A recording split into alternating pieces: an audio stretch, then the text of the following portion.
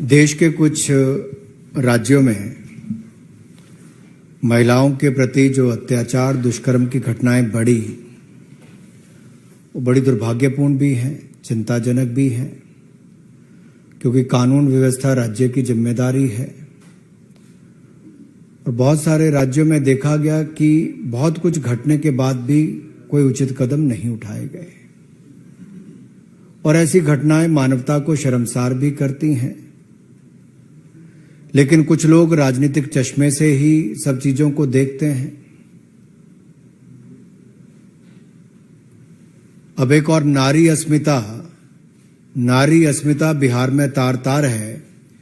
नीतीश तेजस्वी के चश्मे से बिहार में बहार ही बहार है।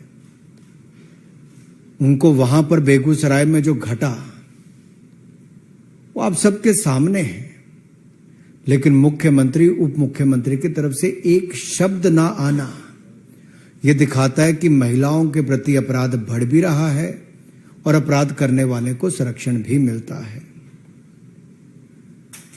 एक और राजस्थान है जो टूरिज्म की दृष्टि से बहुत महत्वपूर्ण है, बहुत खूबसूरत राज्य है, संस्कृति बहुत, और राजस्थान में टूरिस्ट इतने आते हैं कि उसके कई कारण हैं। बहुत अच्छा सब कुछ था, लेकिन 5 वर्षों में राजस्थान कहां पहुंच गया।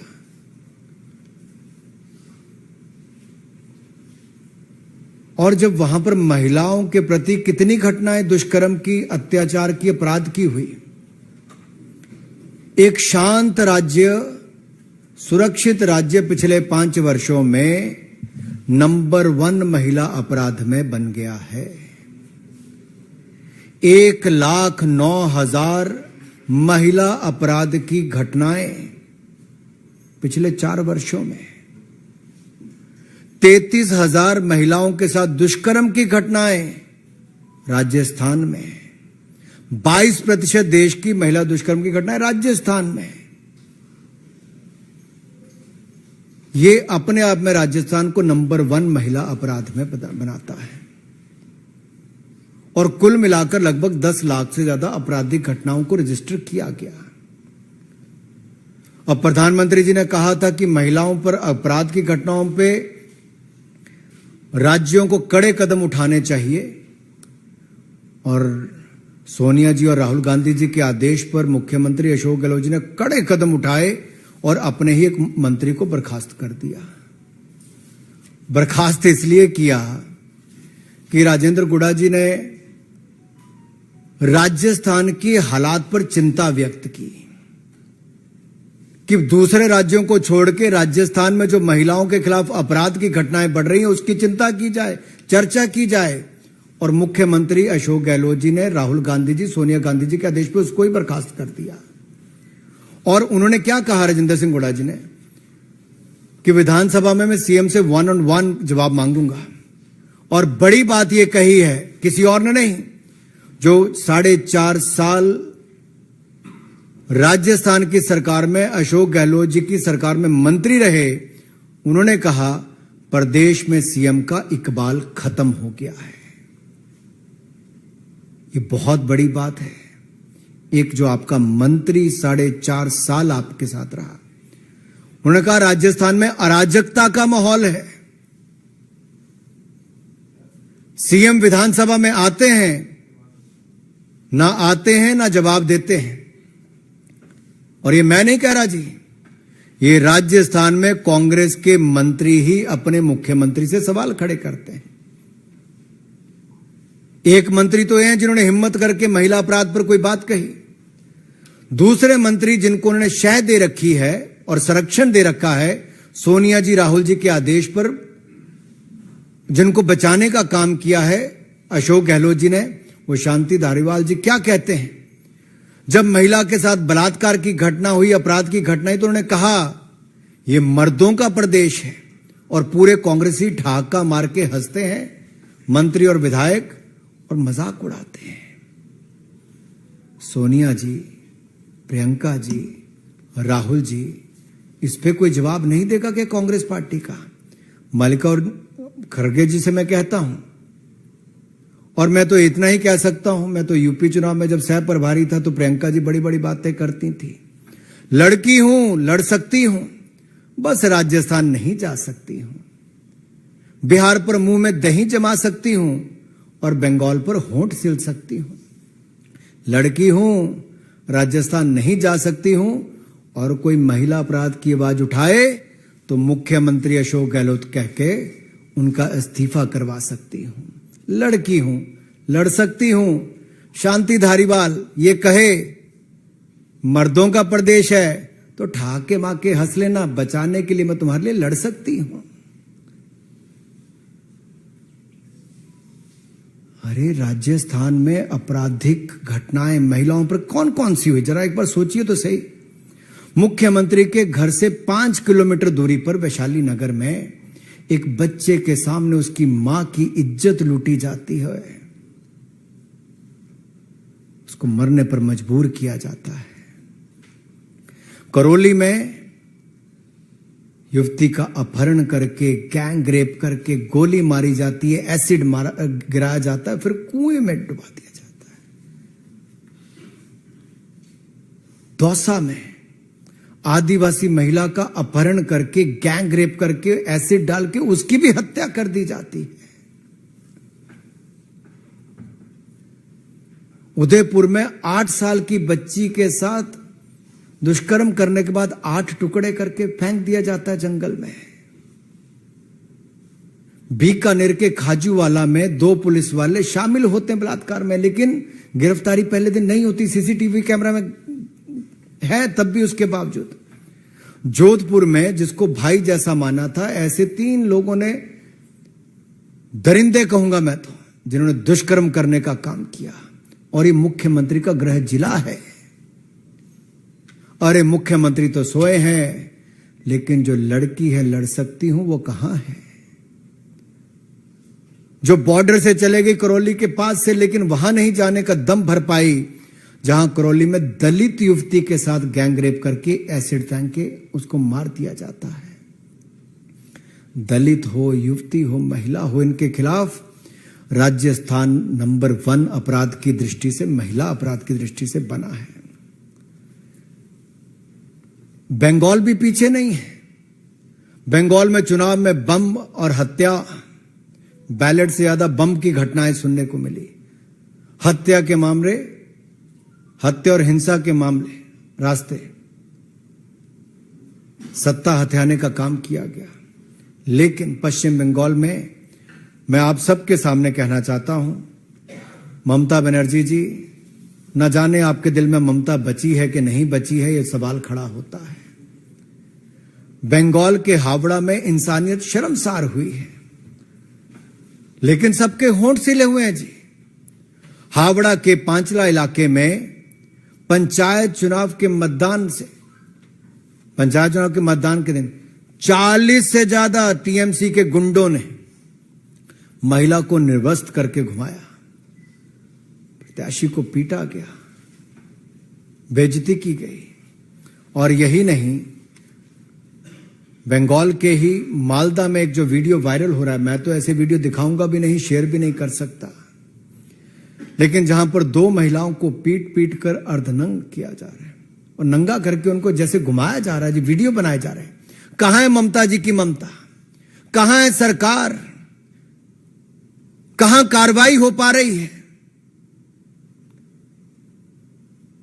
ये बंगाल से लेके, बिहार से लेके राजस्थान तक, तृणमूल हो, जेडीयू हो, आरजेडी हो, कांग्रेस हो, इनके शासित राज्यों में महिलाओं के खिलाफ अपराध की घटनाएं बढ़ रही है और सरकारें मूक दर्शक बन के बैठी हैं।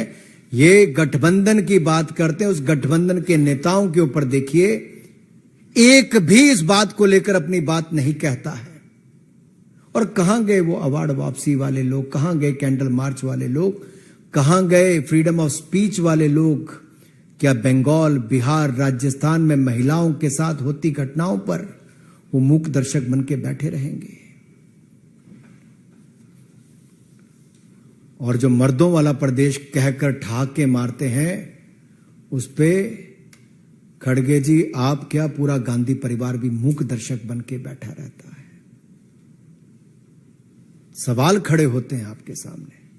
और बिहार, बंगाल की यही नहीं, बहुत सारी घटनाएं जी। फरवरी 2020 में हल्दिया में मां बेटी के साथ सद्दाम हुसैन और मंजूर मलिक के नाम दरिंदों ने रेप करके उनको जलाकर मार दिया। पश्चिम मेदिनीपुरा में डेबरा में टीएमसी के गुंडों ने आदिवासी महिला के साथ दुष्कर्म के बाद हत्या की। 15 जुलाई को 2020 में नदिया जिला के कृष्णानगर में युवा कार्यकर्ता की हत्या कर दी गई और अप्रैल 2018 में 24 दक्षिण 24 परगना में बीजेपी की महिला कार्यकर्ता की पिटाई करके उनको भी निर्वस्त्र करके घुमाया गया।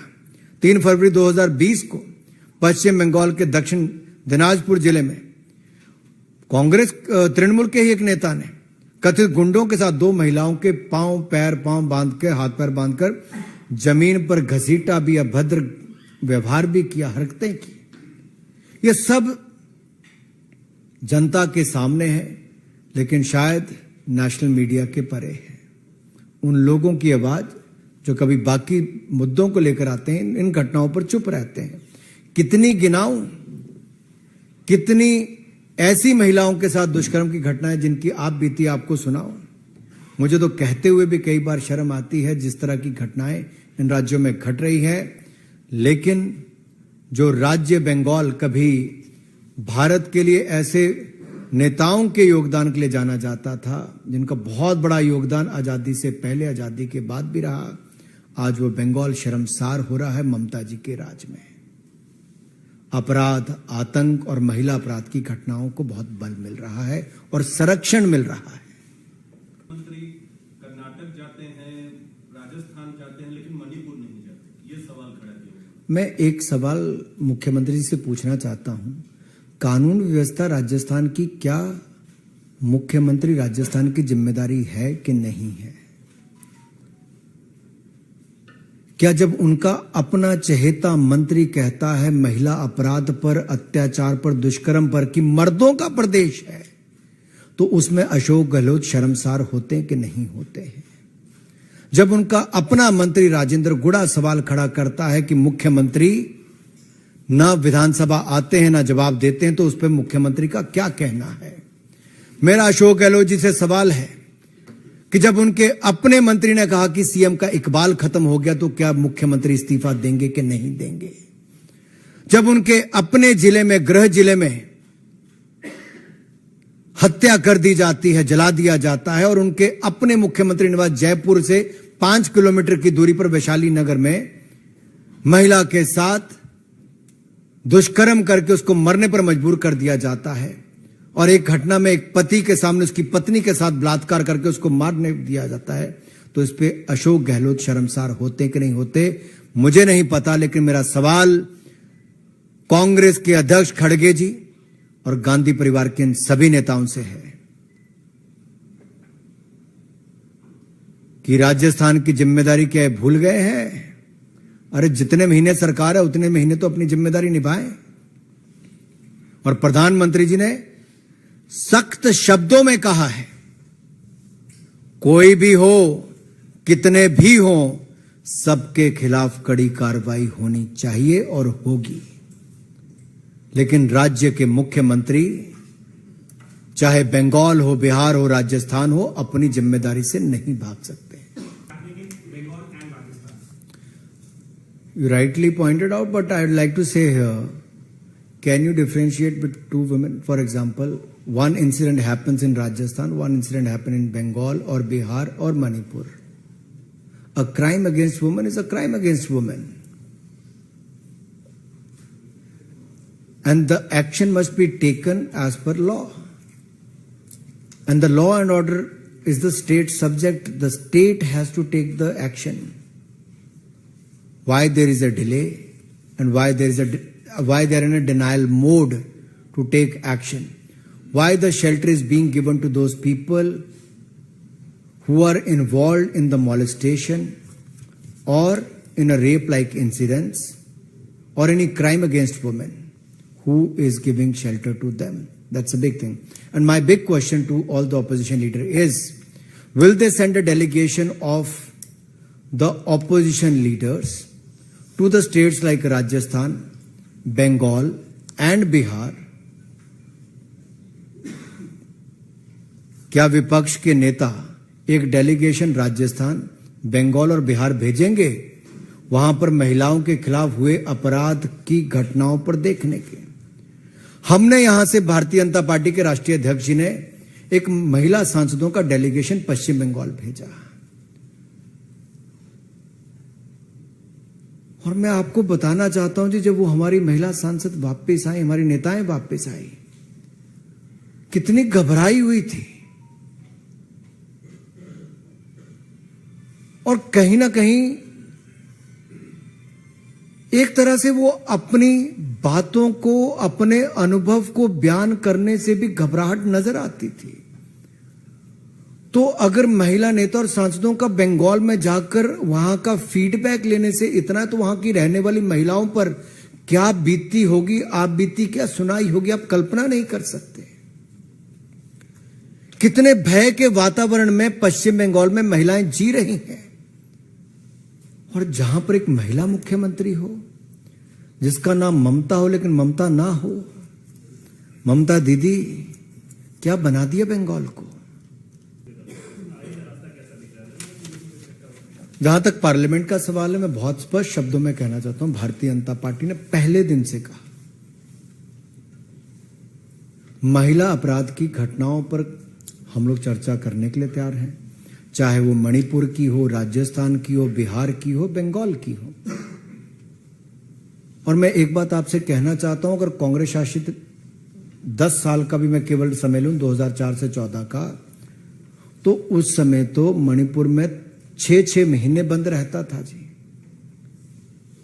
कांग्रेस के उस समय के गृह मंत्री कभी गए भी, हमारे यहां से तो माननीय गृह मंत्री जी गए भी, 4 दिन वहां बैठे भी, और वहां पर पीस हो, शांति हो, सब दिशा में कदम उठाए गए।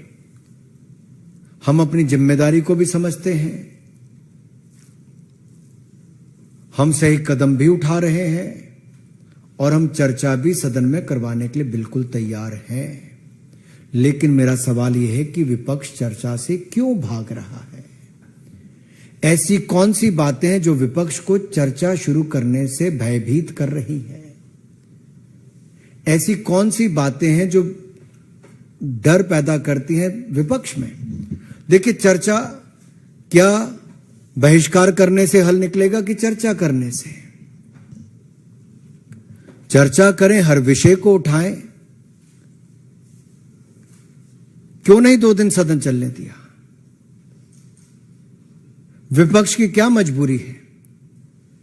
क्या किसी एक राजनीतिक दल का एक नेता अब सदन का सदस्य नहीं रहा तो पिछला सदन भी नहीं चलने दिया और इस बार भी पूरा सेशन ना चलने देंगे? क्या यही सोच हो गई है?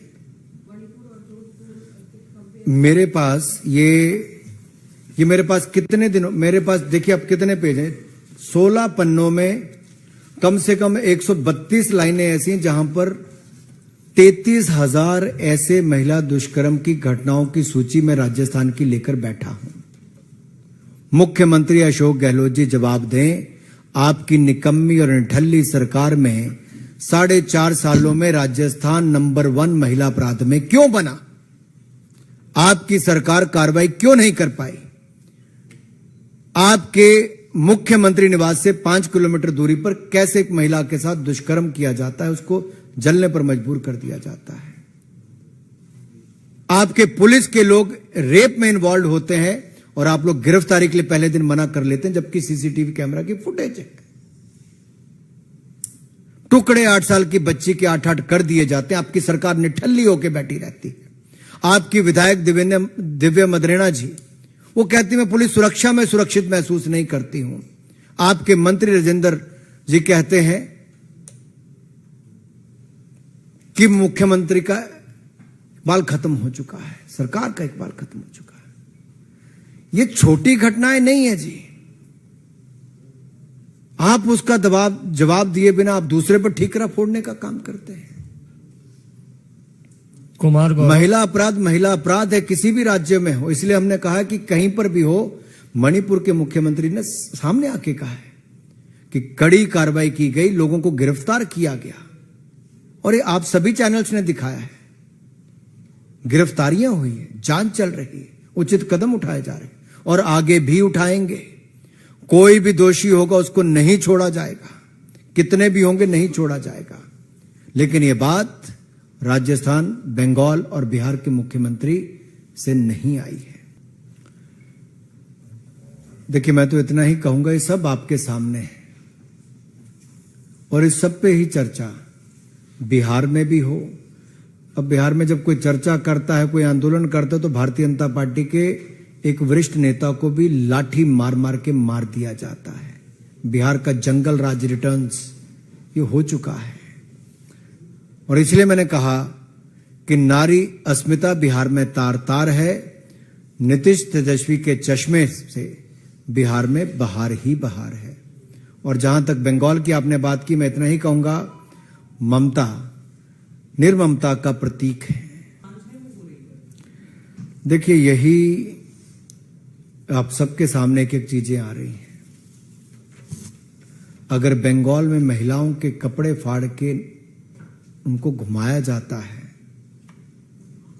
तो उसको कोई और रूप देने का प्रयास किया जाता है। बिहार में यही होता है तो उसको कोई और रूप देने का प्रयास किया जाता है।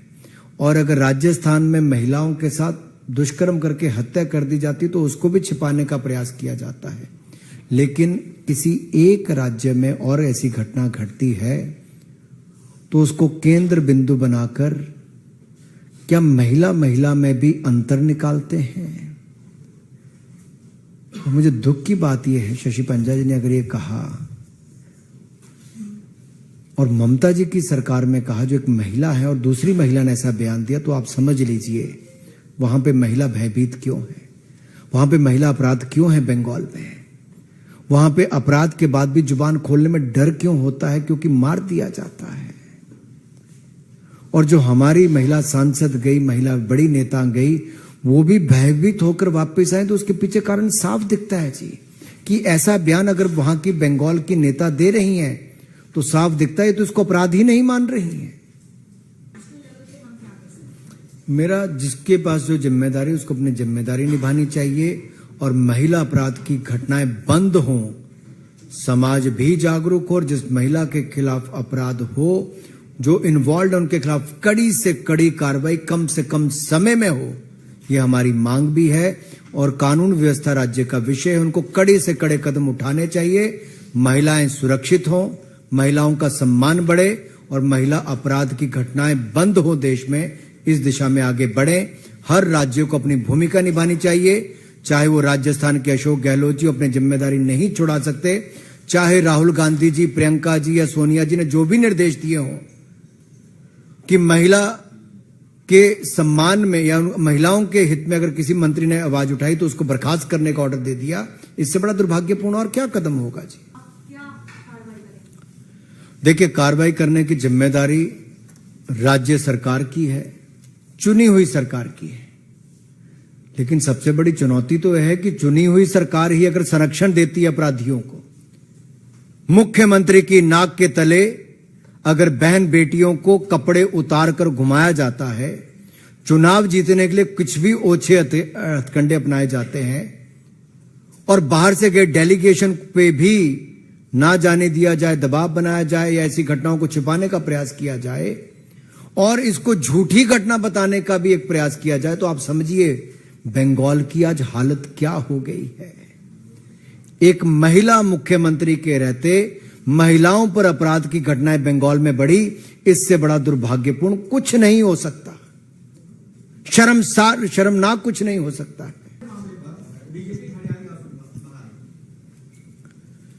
मुझे लगता है जितना ये लोग बोल रहे हैं, इनके उतने ही चेहरे बेनकाब हो रहे हैं।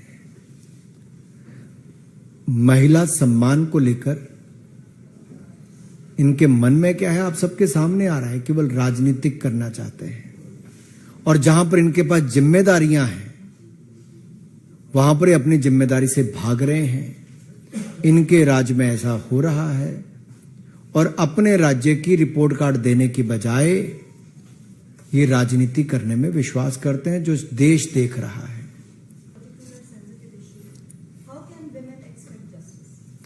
पहली बात तो ये अदिति जी, ये मुझे और आपको तय नहीं करना, हाउस के स्पीकर या चेयरमैन को तय करना है।